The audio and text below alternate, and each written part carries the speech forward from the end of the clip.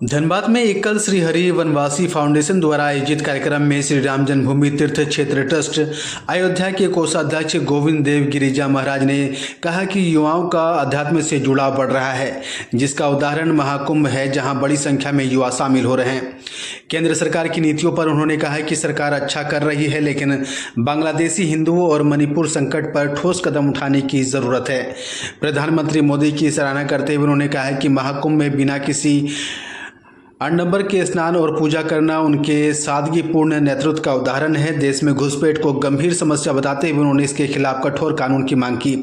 Social media पर बोले कि यह एक बाजार है जिसमें अच्छाई और बुराई दोनों मौजूद है, इसे समझदारी से उपयोग करना चाहिए। उन्होंने एकल फाउंडेशन के कार्यों की भी सराहना की। मैं धनबाद की भूमि पर पहली बार आया हूं और सीधे प्रयाग से कुंभ का मौनी अमावस्या का स्नान करने के पश्चात यहाँ पर आना हुआ।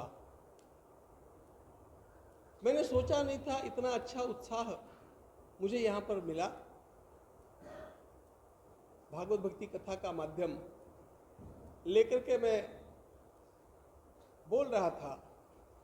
लोगों में भक्तिभाव में भी प्राचुर्य है, लेकिन उसके साथ साथ राष्ट्र की समस्याओं को समझ करके उन समस्याओं के निवारणार्थ अपना योगदान दिया जाना चाहिए।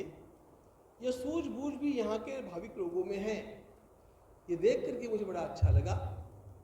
पूरा वातावरण मुझे प्रभावित कर गया और ऐसा मुझे लगने लगा कि यद्यपि मैं पहली बार आया हूँ, नहीं आता तो इतने अच्छे लोगों का परिचय और इतने अच्छे वातावरण का दर्शन इससे मैं वंचित नहीं जाता। एकल परिवार का जो कार्यक्रम था, एकल परिवार काफ़ी सामाजिक काम भी करता है, तो उनके बारे में क्या कुछ कहिएगा, उनके प्रोत्साहन को बढ़ाने के लिए? एकल परिवार के कार्य से मैं दीर्घ समय से परिचित हूँ और एकल परिवार के लिए मैंने अनेक कथाएं मुंबई, दिल्ली, स्वर्गाश्रम हरिद्वार, गुवाहाटी, कलकत्ता अनेक स्थानों पर की है। इतनी कथाएं, ये तो कुछ नाम मैंने बताए, लेकिन ऐसी जो भी कथाएं मैं करता आया हूँ, उसके पीछे मेरी एक भक्ति भावना होती है कि यह कार्य वास्तव में भारत माता की पूजा का सच्चा कार्य है। क्योंकि हमारे देश में एक बड़ी आपत्तिजनक स्थिति हम लोगों को लगती रही है। हमारे देश का जो शहरी नगरों में बसने वाला वर्ग है और वनों के जो हमारे भाई बहन हैं, इनमें वैसे अंतर तो दुनिया में सर्वत्र होता है, लेकिन हमारे यहाँ तो ये अंतर इतना अधिक है कि इस खाई को पाटना बड़ा कठिन लग रहा था। और इसका गैर लाभ उठाते हुए अनेक विदेशी लोगों ने हमारे इन वनवासी भाई बहनों को उनकी मजबूरियों के कारण विवश कर दिया मतांतरण के लिए। जो मतांतरित हो जाता है वो अपने आप भारत माता की निष्ठा से वंचित रह जाता है। सावरकर जी कहा करते थे, धर्मांतरण राष्ट्रांतरण हो जाता है। वैसा ही अनुभव हम लोगों को आने लग गया और बड़ा बुरा भी लगता है, अच्छा भी लगता है। बुरा इसलिए लगता है कि हम लोगों ने जागने में देरी कर दी, और अच्छा इसलिए लगता है कि चलो देर आए दुरुस्त आए, हम लोग जगे और ये एकल श्रीहरि का एकल विद्यालय का काम आरंभ हुआ।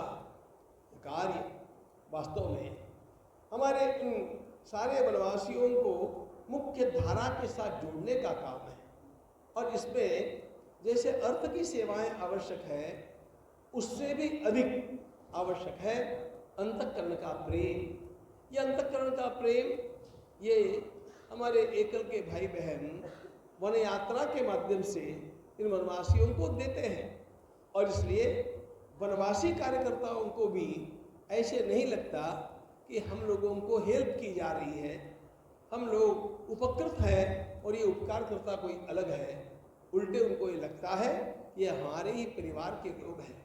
जैसे छोटे भाई के लिए बड़े भाई को जो कुछ करना चाहिए उस पर एक आत्मीयता होती है, उसी प्रकार वनांचल के लिए काम करने वाले हमारे सारे इन नागरिक बस्तियों में भी आत्मीयता का यह भाव एकल परिवार ने जागृत किया। यह भाव जागरण सबसे महत्वपूर्ण बात थी, क्योंकि समस्या तो जो थी लेकिन उस समस्या से परिचित कराना, उस समस्या के निराकरण के लिए मानसिकता को निर्माण करना, ये सारा काम एकल के नेतृत्व ने किया, कार्यकर्ताओं ने किया।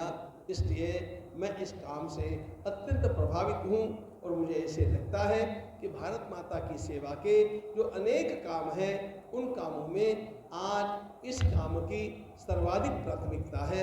The first priority of this mission I regard it. प्रलोभन देकर जो धर्मांतरण वगैरह का तो सरकार को भी कुछ कदम उठाना चाहिए, कड़े कानून ऐसा कुछ बनाना चाहिए। ये प्रश्न आपने बड़ा लंबा पूछ लिया। ऐसा है, हमारे देश में अनेक गलत कानून बने, अंग्रेजों ने कानून बनाए और हमारी घिसी पिटी सरकारें उन्हीं कानूनों को घसीटती रही। इतना ही नहीं तो अधिक जुल्म करने वाले भी कानून हमारी 70 वर्षों की सरकारों ने बनाए। लेकिन इन कानूनों में निश्चित रूप से कुछ परिवर्तन होना चाहिए और ये परिवर्तन जितना जल्दी हो जाए उतना देश के लिए हितकारक रहेगा, ऐसा मुझे लगता है। स्वामी जी, आज का जो समय है युवा वर्ग बहुत बात सही है, कुछ मात्रा में युवा वर्ग अध्यात्म से कट गया है, युवा वर्ग अधिक भोगवादी हो गया है, युवा वर्ग अधिक भौतिकता में विश्वास कर रहा है, ऐसा हम लोग युवा वर्ग के लिए बोलते हैं। कुछ मात्रा में यह नकारा नहीं जा सकता, लेकिन बहुत बड़ी मात्रा में इसका अब हम लोगों को पुनर्विचार भी करना पड़ेगा। क्योंकि आप देखिए, आज जो मंदिरों में दर्शन के लिए बढ़ने वाली भीड़ है, जो संख्या में वृद्धि हो रही है, तीर्थों के पर्यटकों की जो वृद्धि हो रही है, इन सब में युवा वर्ग की प्रधानता है। हम लोग श्रीमद् भागवत आदि आयोजनों के अंतर्गत ही सब अवलोकन करते हैं, लेकिन इन सारे स्थानों में सेवा देने के लिए भी युवा वर्ग बड़ा तत्पर है। इसलिए हमें ये भी ध्यान में लेना चाहिए कि एक समय था 15-20 वर्ष पहले का, जिस समय हमारा युवा भटक रहा है, ऐसा हमें लग रहा था, वो सत्य भी था। लेकिन अब युवा संभल रहा है, इस प्रकार का भी वातावरण बहुत बड़ी मात्रा में दिखता है। कुंभ में आप देखिए ना, कुंभ में युवकों की गर्दी भीड़ कितनी है, युवक भी बहुत बड़ी संख्या में पहुँचे हैं। अरे इन युवकों के जो प्रेरणा स्थान है और जो इनको अनेक बार बरगलाते रहते हैं, ऐसे चाहे नेता है चाहे अभिनेता है, सब के सब वहाँ पर पहुँच रहे हैं। लोगों के भीतर इस जागरण की आवश्यकता थी, वो जागरण हुआ, युवा शक्ति भी चेती, वह जग रही है। यद्यपि वे पूर्ण तरह अपने मार्ग पर नहीं आई है, लेकिन वे अपने मार्ग पर शीघ्रता से आ जाएगी। इस प्रकार के लक्षण सर्वत्र दिख रहे हैं। केंद्र सरकार की इस समय की जो कार्य प्रणाली है, उसके लिए मेरा मत बहुत अच्छा है। केवल कभी कभी दो बातों की ओर मैं सरकार का भी ध्यान आकृष्ट करना चाहते रहता हूं, और वे दो बातें हैं। हमें बांग्लादेश में जो कुछ हुआ उसके लिए हमारी ओर से कुछ करना चाहिए वहां के हिंदुओं के लिए, और दूसरी बात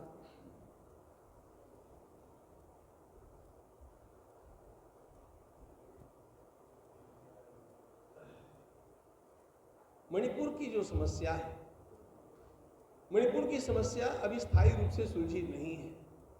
उस समस्या को सुलझाने के लिए भी शासन की ओर से सही कदम और निश्चित कदम उठने की आवश्यकता है।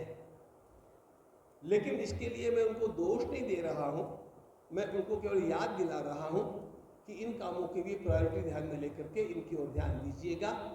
वैसे जो मेरा अनुभव है उसके अनुसार सरकार ने भी ये सोचा होगा उनका भी एक टाइम टेबल होता है, किस समय किस समस्या की ओर कितनी प्रायोरिटी से ध्यान देना, उस प्रकार वो देंगे, ऐसा मेरा विश्वास भी है।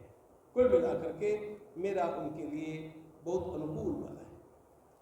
अनुकूलता क्यों नहीं होगी? हमारे माननीय प्रधानमंत्री जी ने परसों डुबकी लगाई, कल डुबकी लगाई, बिना किसी प्रकार का व्यवधान यात्रियों के लिए निर्माण करते हुए चुपचाप जाकर के डुबकी लगा करके आने वाला प्रधानमंत्री इस देश को मिला, जो अपना बड़प्पन लोगों पर थोपना नहीं चाहता है, लेकिन अपनी श्रद्धा को दबाना भी नहीं चाहता है।